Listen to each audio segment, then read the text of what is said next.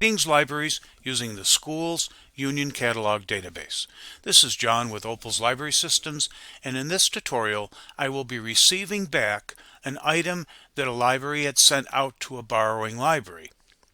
I'd like to thank the GST BOCES Instructional Support Library for the use of their library to make these recordings, as well as the Horseheads Middle School Library that allowed me to make these recordings as well. In this tutorial, I will be receiving an item that Horseheads Middle School lent out to the GST Instructional Support Library. To receive the item back and put it in my collection, I will click the ILL tab.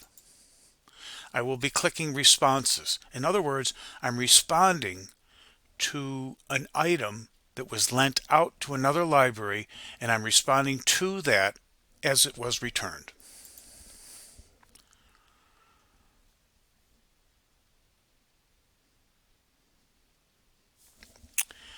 And here we have all the ILL responses over the last number of weeks, and the very top one is the one I'm referring to.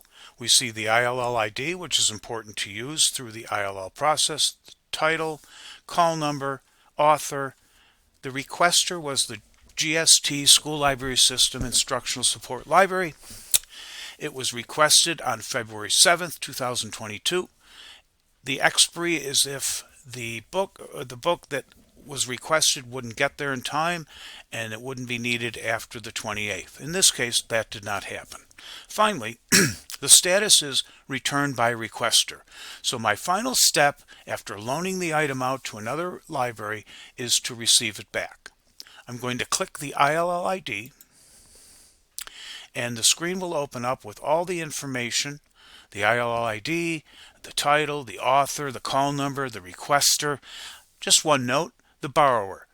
In New York State, it is against the Privacy of Information Act to put a user's name and their ID in the same electronic transmission.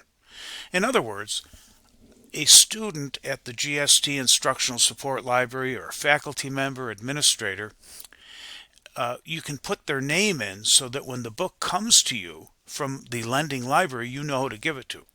But you cannot have their ID at the same time in the same electronic transmission. You can have one or the other.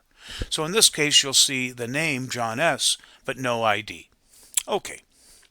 You'll see here the responder was the Horseheads Middle School, right here, of the Horseheads Central School District. And here's the history of the ILL process. A request was made, a response was honored, and they filled the request right here.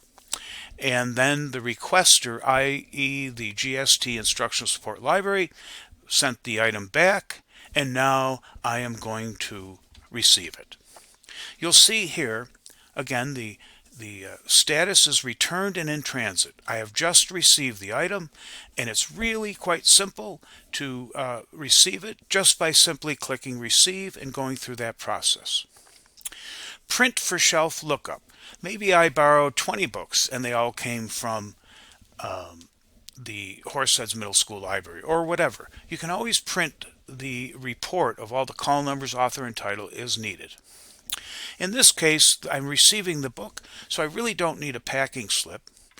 I could maybe write a note or a response back to the borrowing library saying whatever I'd like to say, or if the book came in the package but it wasn't in the package, if the book came just an empty package, I could report it lost. In this case, I'm simply going to receive the item. I'm just going to copy this barcode real quick in case I need it. So I'm going to click Receive. I'm going to scan in the barcode. You will have a scanner. I'm going to check this off. I don't really need a public note in this case or a private note, unless, of course, the package came empty without the book in it. Then I may want to make a note, send it back to the borrowing library to let them know the package was empty.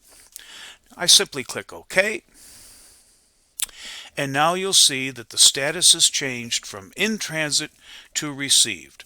So the entire ILL process of searching the catalog, finding the book I needed, requesting it from another library, the requesting library has lent it to the requester, and now the requester has sent it back, and it's been received, and it'll be shelved in the Loaning Libraries library.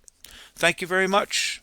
If you need any help, please email support@opalsinfo.net or call 877-331-1022 and ask for tech support.